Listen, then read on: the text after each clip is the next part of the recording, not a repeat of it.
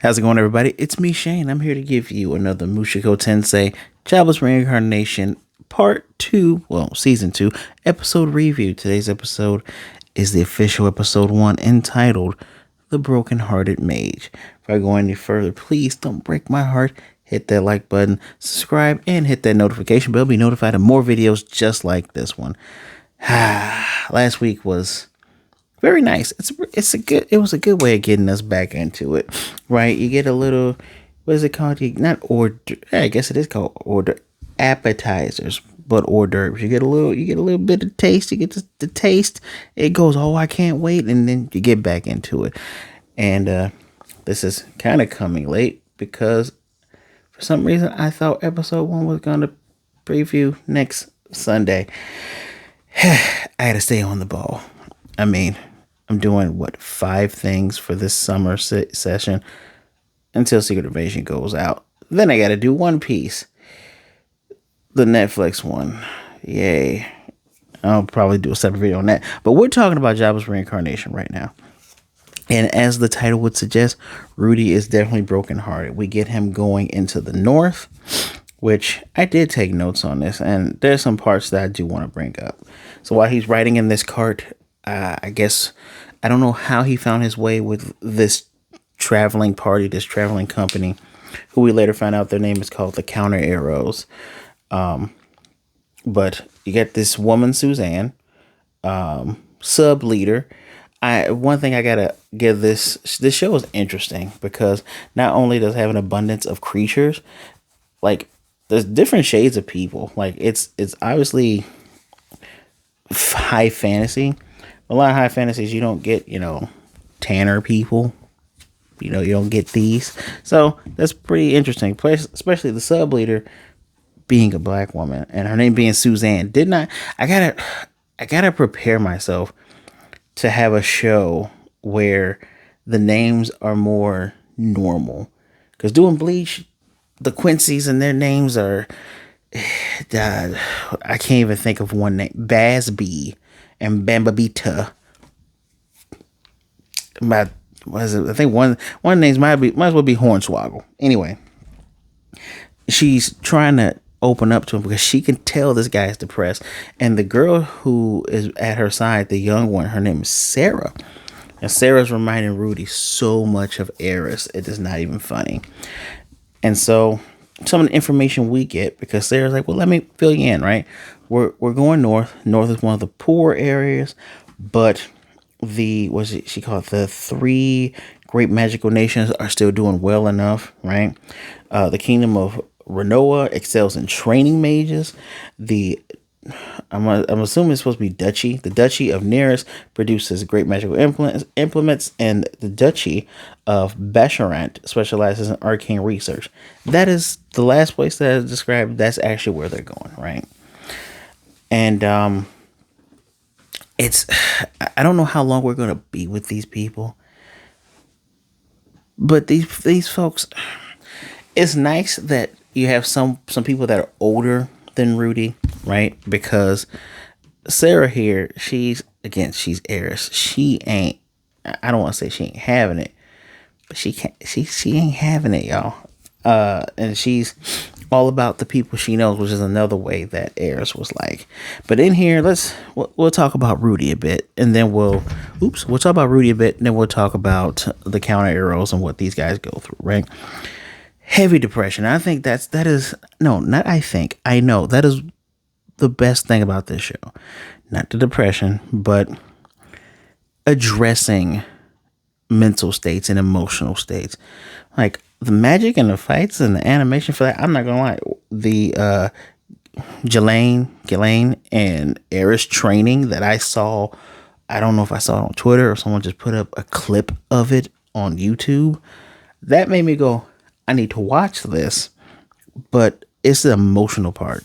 This man, 34-year-old man, 32-year-old man, I think it's 34, whatever, getting a second chance at life after finally doing something. Well, I want to say finally, but doing something noble. And he has reason to just be shut in, which that carried over into the next life, him not wanting to leave the house. And Rudy being heartbroken here because Eris is gone. The first thing he does after he gets an in for a month, and just he doesn't want to talk to anybody. He's over it. We've heard Rudy talk in his head before, talk being a smart ass on the inside, now on the outside, and he just dumps all this silver on the table. The guy's like, I wasn't going to charge that much, but as soon as he gets in the room, he has a locket of Eris's hair, and he's like, Eris, and he's like, no, I'm up here to find my mom, to find Zenith. He calls her Zenith, but it's his mom, right? And that's not really true. Like, yeah, you're gonna come up here and you're gonna try to find her, right? Because what else could you do? You're gonna stay in the place where you were last with and cry, or are you gonna try to do something productive? So that's a good thing that he used it as an excuse because it's giving him a reason to move. But he's really there, literally mourning something that he lost. Truly cared for Eris. Truly did. I mean, they both lost their virginity together. So yeah, that's. And you get the heartbreaking moment, the heart-wrenching moment of him breaking up their party.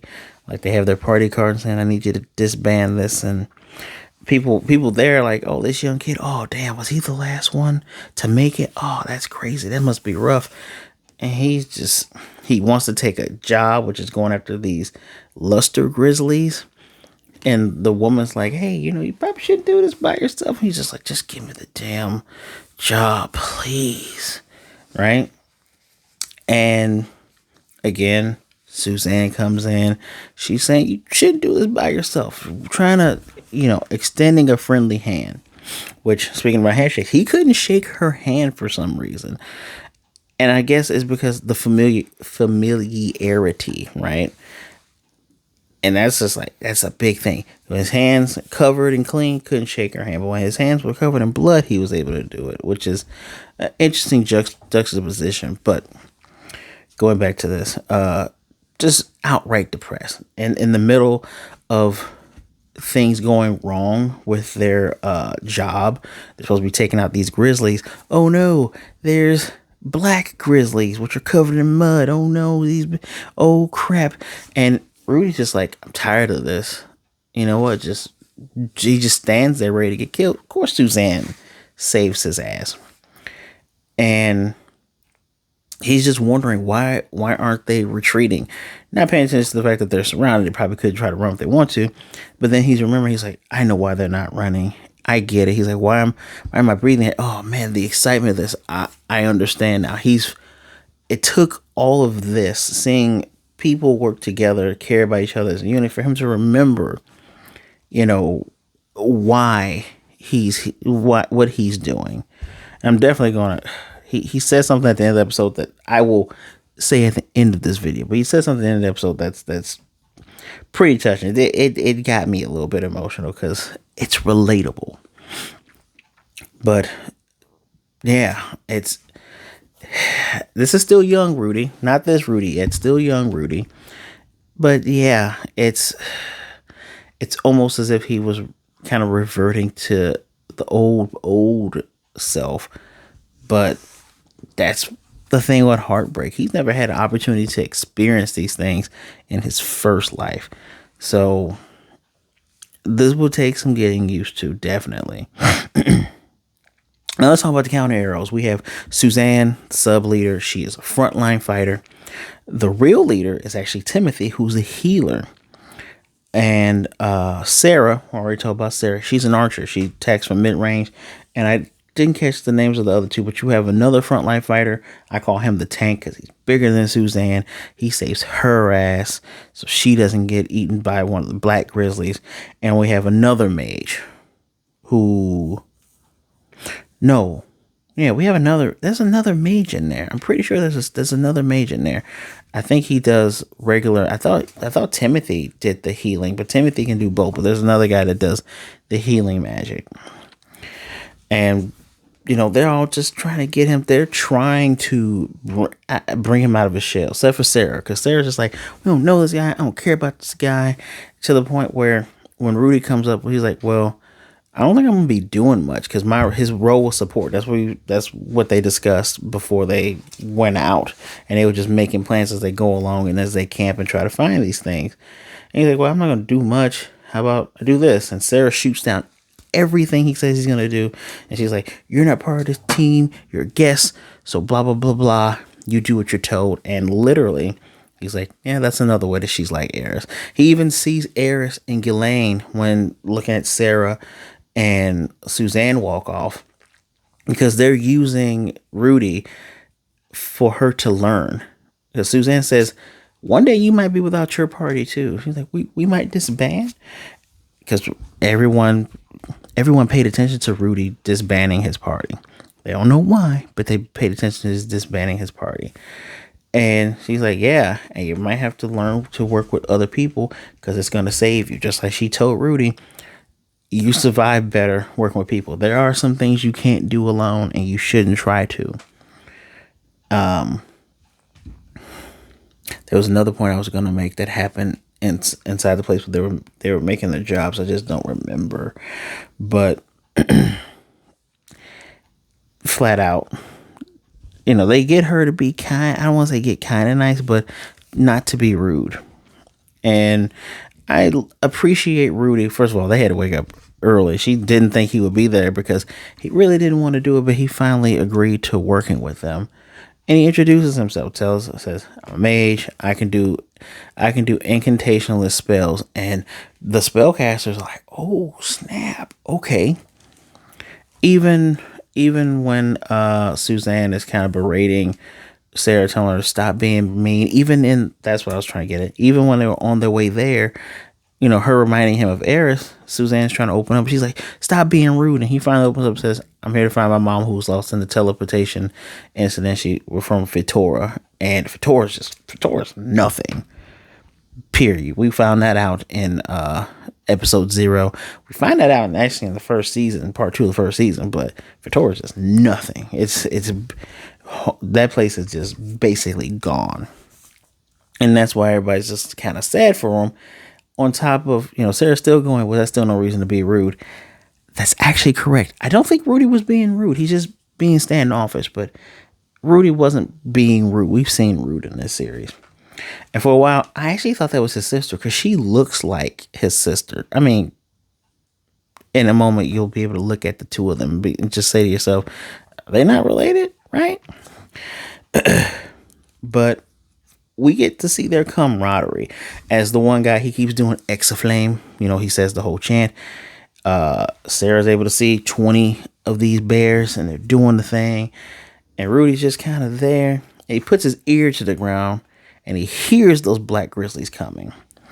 But we see these guys work as a unit. You see the tank get Suzanne out of the way so she doesn't get hurt. The healer quickly does his healing. I thought her sword was going to stab into her, but no, she's got hit hard, and Sarah's trying to pick her up. And when Rudy finally comes to his senses, they killed, I don't want to say they killed most of them. They killed a good number of them. Like the black grizzlies are gone, right? The ones in mud, gone. But then there's still a row of at least a dozen or more.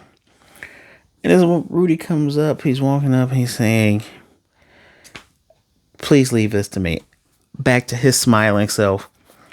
Gathers up that massive ass fireball and just baseball throws that thing. Tell you that, I wish I could remember the studio that's doing this at the moment. Don't feel like looking it up live, but such brilliant animation. I'm really glad they take their time with this.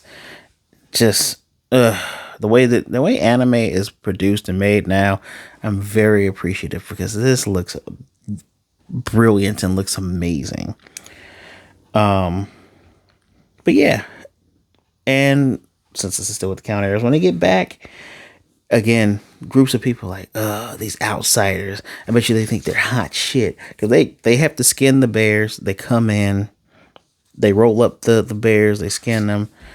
Rudy shook hands. He did with his bare hands too. Shook hands, and the people are distrustful. They're like, yeah, they're outsiders.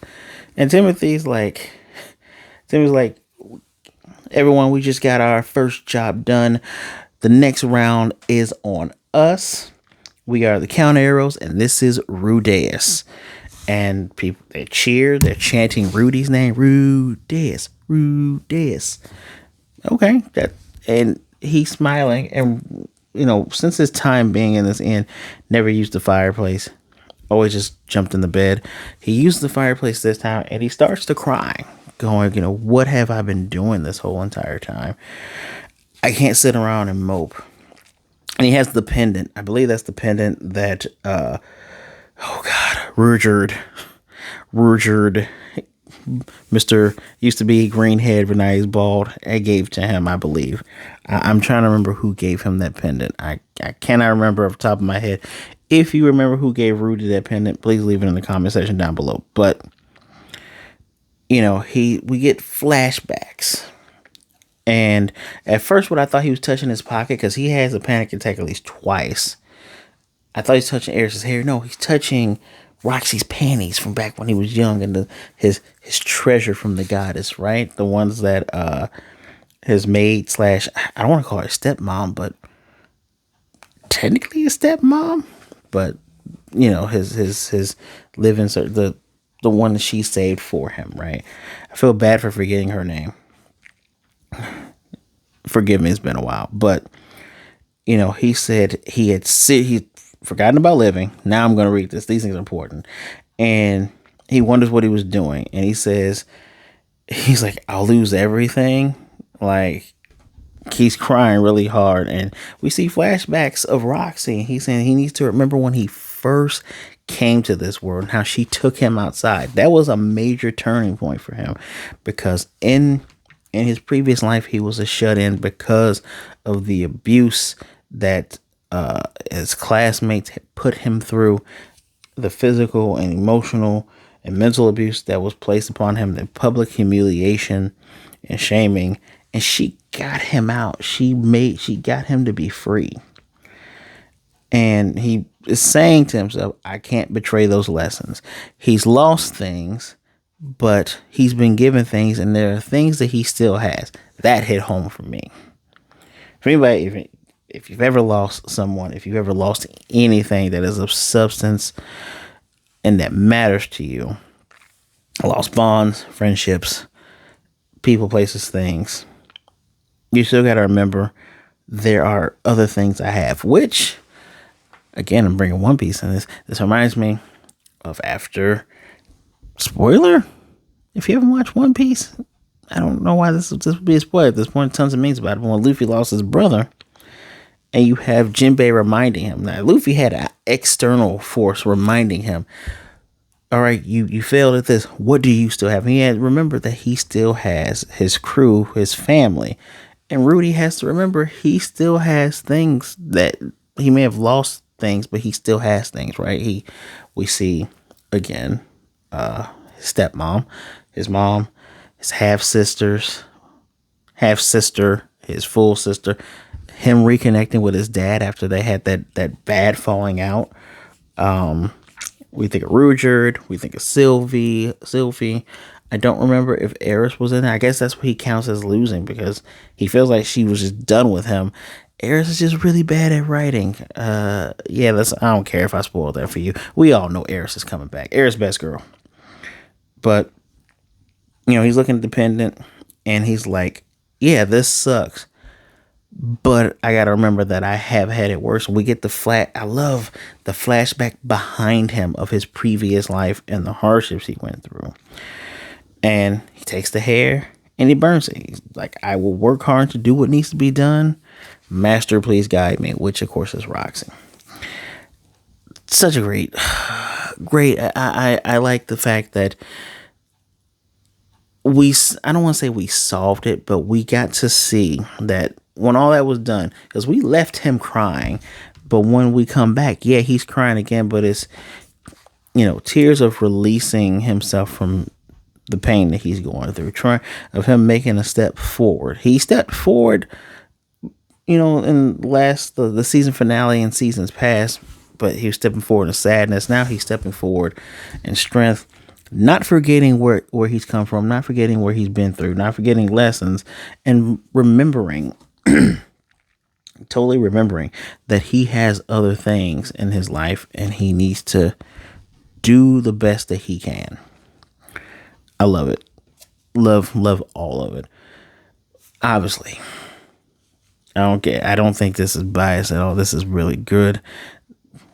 I love this character driven show.